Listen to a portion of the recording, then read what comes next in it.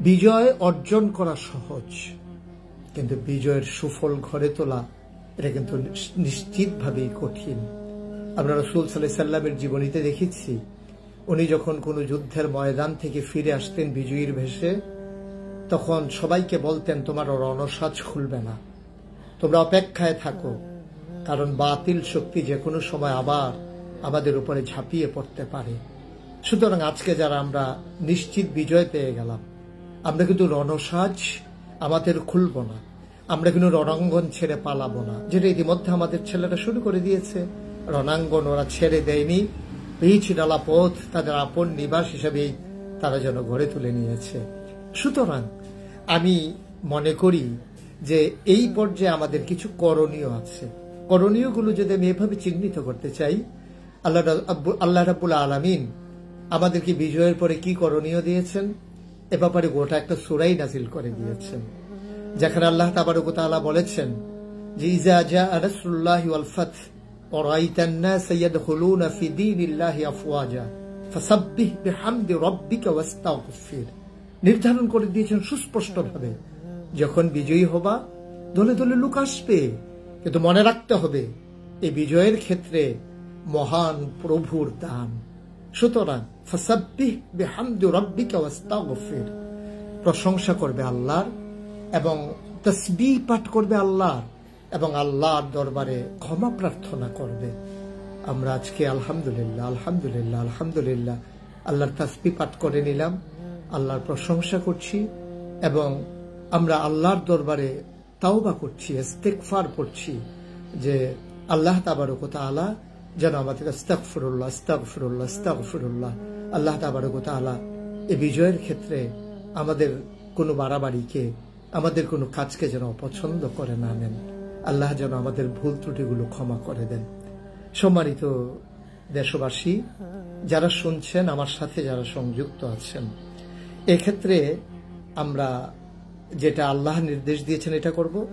2 নম্বর, আল্লাহ রাসূল সাল্লাল্লাহু আলাইহি সাল্লাম মক্কা বিজয়ের পরে যেমন করে তিনি সাধারণ ক্ষমা ঘোষণা করেছিলেন যারা বাড়াবাড়ি করবে না তাদের ক্ষেত্রে, কিন্তু যারা অস্ত্র ধরবে, যারা নিজের গোড়ামির উপরে অটল থাকবে, যারা তাদের নেত্রী পালিয়ে যাওয়ার পরেও যিনি কর্মীদের কোনো চিন্তাও করেননি, অনুসারীদের কোনো চিন্তাও করেননি, দেশবাসীর কোনো চিন্তাও করেননি যে মানুষগুলোকে আমি কোথায় রেখে যাচ্ছি, যিনি তার বোনকে নিয়ে পালিয়ে গেলেন, দেশবাসীর কথা মনে রাখলেন না, বারবার যিনি মায়া কান্না দিয়ে বুঝতে চাইতেন তিনি দুঃখ বুঝেন, আজকে তার প্রমাণ দিয়ে দিলেন তিনি কতটুকু দুঃখ বুঝেন। তার কর্মীদেরকে রাজপথে ছেড়ে দিলেন, তাদের বাড়িগুলোকে ওই প্রতিহিংসার শিকারের হাতে ছেড়ে দিলেন, তাদের জীবনের তিনি একটু পরোয়াও করলেন না, তিনি পালিয়ে গেলেন। একবারও ভাবলেন না যে আমি যাদেরকে রেখে যাচ্ছি 15 বছর ধরে যারা আমাকে এই ক্ষমতার মসনদে টিকিয়ে রেখেছে, আমাকে গণভবনের এই নরম তুলতুলে বিছানায় বিশ্রাম নেওয়ার আনন্দ করার সুযোগ করে দিয়েছে, আমি তাদেরকে কোথায় রেখে যাচ্ছি, একবার তিনি চিন্তাও করলেন না। এটা নেতৃত্বের গুণাবলী নয়, এটা হচ্ছে ক্ষমতায় ভাগ করা, ক্ষমতা ভোগ করা, এইগুলোই হচ্ছে তাদের স্বভাব এবং চরিত্র। এবং যারা দ্বীনি চেতনায় উদ্বুদ্ধ হয় না, যারা আল্লাহর ভয় অন্তরে ধারণ করে না, নবীর সুন্নাহ অনুযায়ী নিজের পথ এবং জীবন পরিচালনা করে না, তারা অন্য মানুষের কথা ভাববে না, এটাই স্বাভাবিক। কারণ তাদের কাছে এই দুনিয়াটাই হচ্ছে যথেষ্ট, তাদের পরকালের দেনা পাওনার হিসাব তাদের মাথায়ও আসে না। আর ওরা জানে যে কাজ করে গেছি, পরকাল আমাদের জন্য কুসুমাস্তীর্ণ হবে না, পরকাল হবে কণ্টকাকীর্ণ, কাঁটা বেছানো এবং শাস্তির। এজন্য তারা দুনিয়াতে যতদিন বেঁচে থাকতে পারে এটাকেই নিজেদের জীবনের সার্থকতা মনে করে। এ থেকে সবাইকে শিক্ষা নিতে হবে, সবাইকে শিক্ষা নিতে হবে। আমরা কাদের পিছনে এতদিন দৌড়ালাম, যারা আমাদেরকে বিপদের মুখে ফেলে যারা চলে যায় দৌড়ে দৌড়ে, এই মানুষগুলো আর কতটুকুনি বা আনন্দে আছে, কতটুকুনি বা ভালো আছে, কতটুকুই বা মনুষ্যত্বের পরিচয় দিল, এটা আজকে বিশাল বড় দেখার বিষয়। সম্মানিত দর্শক শ্রোতা যারা শুনছেন এবং আমাকে যারা দেখছেন, আমাদেরকে সবর এখতিয়ার করতে হবে। যা যাবার তা তো চলেই গেল, সামনের দিনগুলোকে সুন্দর করে নিয়ে যাওয়ার জন্য আমরা অবশ্যই আমাদের এই সুন্দর জীবনকে আমরা সবর এখতিয়ার করে আমরা ভবিষ্যৎ বিনির্মাণে, কাগজে পত্রে নয় প্রকৃত অর্থে সোনার বাংলা বিনির্মাণে আমরা এক একজন অতন্ত্র প্রহরী হব, এক একজন সৈনিক হব এই রাষ্ট্র বিনির্মাণে ইনশাআল্লাহ। রাষ্ট্রীয় সম্পদ এগুলো আমার সম্পদ, আপনার সম্পদ, আমার আপনার ট্যাক্সের টাকায়, গরিবের রক্তের টাকায়, রিক্সা চালানোর প্যাডেল ঘোরানোর টাকায়, আমাদের সকলের টাকায় এই রাষ্ট্রীয় সম্পদগুলো, বিশাল প্রাসাদগুলো তৈরি হয়েছে। সুতরাং কেউ যাবে কেউ আসবে, কিন্তু এর মানে এ ভবনগুলোকে ধ্বংস করে দেয়া নয়। আমি বিনয়ের সাথে অনুরোধ করব, যতটুকুন হয়েছে যথেষ্ট হয়েছে, আমরা এই কাজটা আর করব না। আমরা সবাই মিলে শুধু করব না এটাই নয়, আমরা সিদ্ধান্ত নিতে হবে কাউকে করতে দেবও না। কারণ কেউ যদি একবার বলে ফেলে তোমরা আর ভালো কোত্থেকে, মাত্র একজন গেল তোমরা সম্পদ নিয়ে কাড়াকাড়ি শুরু করে দিয়েছ, তোমরা ক্ষমতায় আসলে তাইলে এর চাইতে না জানি আরো বেশি কিছু করবে। এই কথাটা আমাদের জন্য, এই তকমাটা আমাদের গায়ের সাথে মাখিয়ে নেওয়া, এই কাদাটা আমাদের চরিত্রের সাথে মিশিয়ে নেওয়া কখনোই আমাদের উচিত হবে না, এটা একেবারেই অনুচিত। সুতরাং আমি বিশ্বাস করি যে যারা সুকুমার বৃত্তি লালন করেন, যাদের অন্তরের ছিটে ফোটা হলেও দেশপ্রেম আছে, পরকালের চিন্তা আছে, আল্লাহর ভয় আছে, তারা কখনো রাষ্ট্রীয় সম্পদ লুণ্ঠন করতে পারেন না, নিজের ঘরে নিতে পারেন না এবং আগুন ধরাতে পারেন না। যারা ঘরে নিয়েছেন, যারা রেখেছেন, এটা সম্পূর্ণ হারাম মাল। ঘুষের টাকা যেমন হারাম, সুদের টাকা যেমন হারাম, চুরি ডাকাতির টাকা যেমন হারাম, এই লুণ্ঠন করে যারা রাষ্ট্রীয় সম্পদ দিয়েছেন ঠিক তেমন হারাম। সুতরাং এগুলো ফিরিয়ে দেওয়া এটাই হবে বুদ্ধিমানের পরিচয়, যে যেখান থেকে যেটা নিয়েছেন ফিরিয়ে দেবেন। আমরা ইতিমধ্যে নজিরও দেখেছি, অনেকে ফিরিয়ে দিয়েছেনও গণভবনের, তারপরে আপনার এই সংসদ ভবনের অনেক জিনিসপত্র ফিরিয়ে দিয়েছেন, এটা আমরা বাংলাদেশে দেখেছি। সুতরাং আমরা আরো দেখতে চাই, পৃথিবীর কাছে আমরা একটা অনন্য নজির স্থাপন করতে চাই, আমরা দেখিয়ে দিতে চাই বাংলাদেশের মানুষ আবেগতাড়িত হয়ে কোনো কিছু যদি করেও ফেলে, বিবেক যখন তাদের সাড়া দিয়ে ওঠে, বিবেক যখন তাদের জেগে ওঠে, তারা আবেগকে প্রায়শ্চিত্ত করে বিবেক দিয়ে আমরা এই সম্পদগুলো আমরা রাষ্ট্রের কাছে ফেরত দেব। রাষ্ট্র তথা রাষ্ট্রীয় যেখান থেকে আমরা নিয়েছি এই অবকাঠামোগুলো আমাদের, এই দেশকে বিনির্মাণে এই জিনিসগুলো লাগবে, তখন আমরাই এগুলার সুফল ভোগ করবো ইনশাআল্লাহ। ভবিষ্যতে আমাদেরকে শিক্ষা গ্রহণ করতে হবে, কেউ যেন আবারও বলতে না পারে যে তোমরা তো এমনই। আমরা সেই শিক্ষা নিয়ে আমাদের পথ চলাকে এগিয়ে নিয়ে যাব ইনশাআল্লাহ।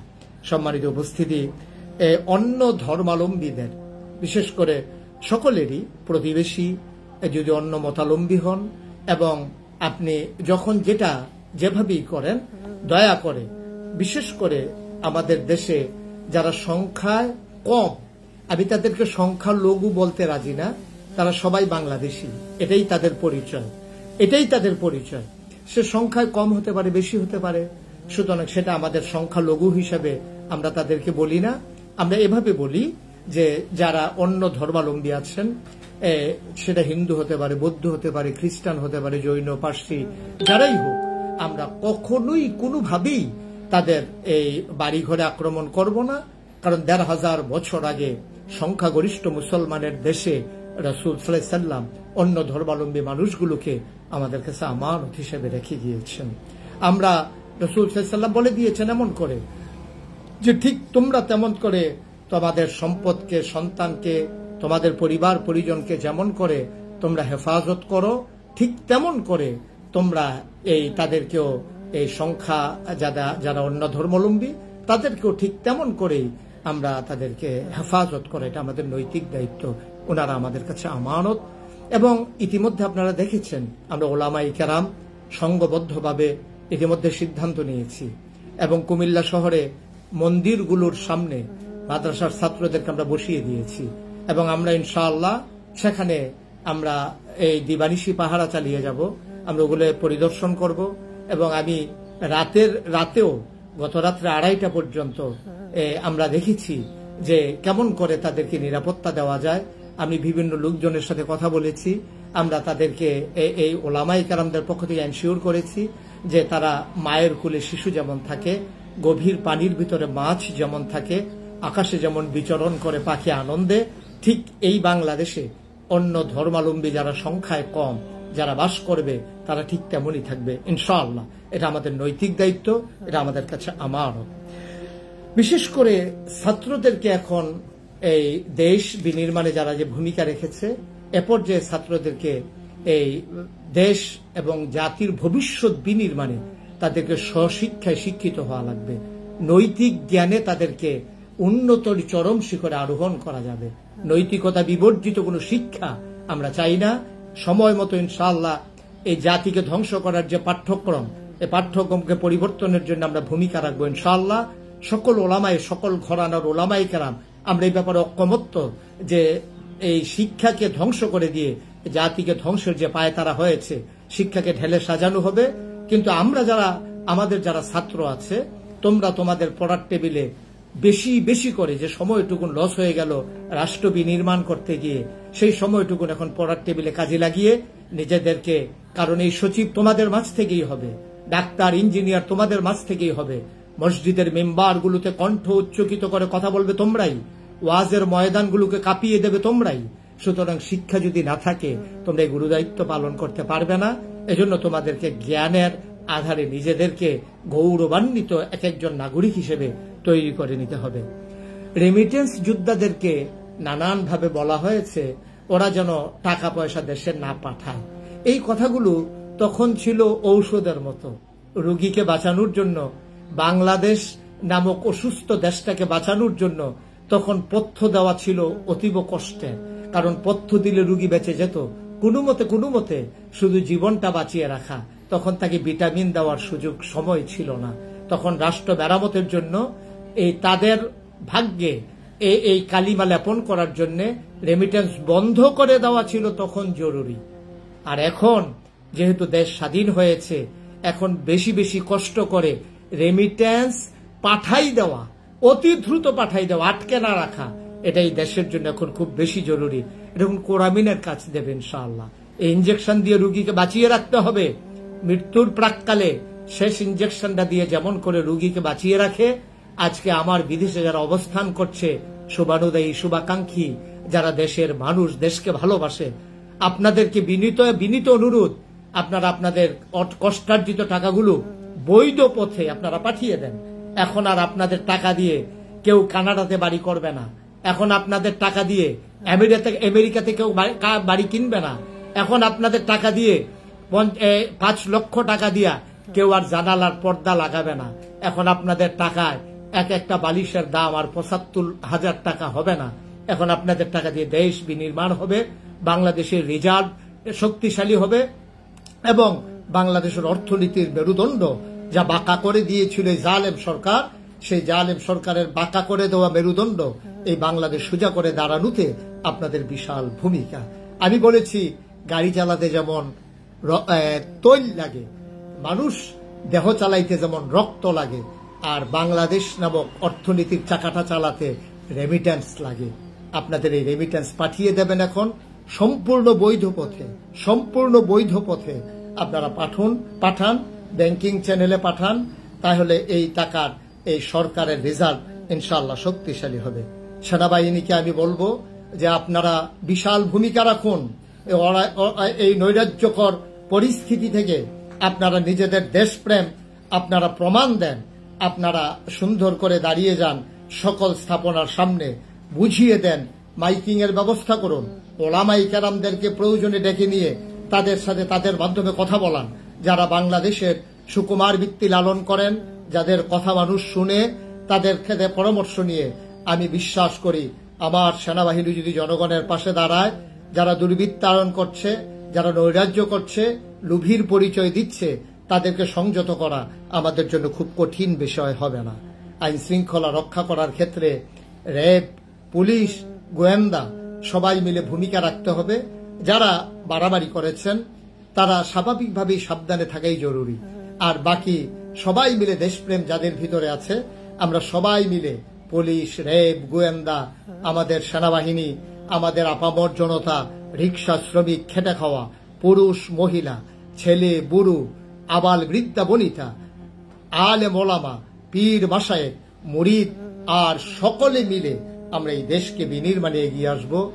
সবাই আমরা এই সুন্দর দেশের আমরা অপেক্ষায় আছি, যেদিন সোনালী সূর্য পূর্ব আকাশে উদিত হবে সমস্ত আকাশ জুড়ে। মেঘগুলো যখন কেটে যাবে, দক্ষিণের আনন্দের হিল্ল বাতাস যখন আমাদের গা সুশীতল করে দেবে, কলিগুলো যখন ফুটে উঠবে আপন মহিমায়, মহান প্রভু যখন আমাদের উপরে কল্যাণ বহিয়ে দেবেন, যেমন করে একেবারে ভঙ্গুর আফগানিস্তান সামান্য সময়ের ব্যবধানে মাথা উঁচু করে দাঁড়িয়েছে। আমার বাংলা, আমার 56,000 বর্গ মাইলের বাংলা, আমার 18 কোটি মানুষের বাংলা, আমার মসজিদের বাংলা, আমার মাদ্রাসার বাংলা, আমার এই দেশের সকল প্রতিষ্ঠানের এবং সকল ঘরানার মানুষের এই প্রাণপ্রিয় সংগঠন বাংলাদেশ, এটা স্বমহিমায় সৌজ্জ্বলে জেগে উঠবে, মাথা উঁচু করে দাঁড়াবে বিশ্বের বুকে। অর্থনীতিতে আমরা হব একটা পরাশক্তি, আমরা হব দ্বীনি চেতনায় উদ্বুদ্ধ, কথা বলবো প্রাণ খুলে, মন উজাড় করে দিয়ে, আর আমরা এই দেশ বিনির্মাণে এগিয়ে আসব এক একজন দ্বীনের প্রহরী হয়ে। দেশ বিনির্মাণে এক একজন সৈনিকের ভূমিকা পালন করে আমরা ইনশাল্লাহ দেশকে এগিয়ে নিয়ে যাব। সবাই ভালো থাকবেন, সবাই সুন্দর থাকবেন। দেখা হবে কোনো এক ময়দানে, কথা হবে কোনো এক মাহফিলে, অথবা আবার সোশ্যাল মিডিয়ার সুবাদে লাইভে আসবো আপনাদেরই সাথে। এবং সেই পর্যন্ত আমরা সবাই ভালো থাকি, দেশ বিনির্মাণে এগিয়ে আসি এবং সবাই মিলে জানিয়ে দেই, যেমন করে আগেও বারবার জানিয়েছিলাম, আমরা ছিলাম, আমরা আছি, আমরাই থাকবো ইনশাআল্লাহ। Rose TV 24. Enjoy by listening to the Holy Quran.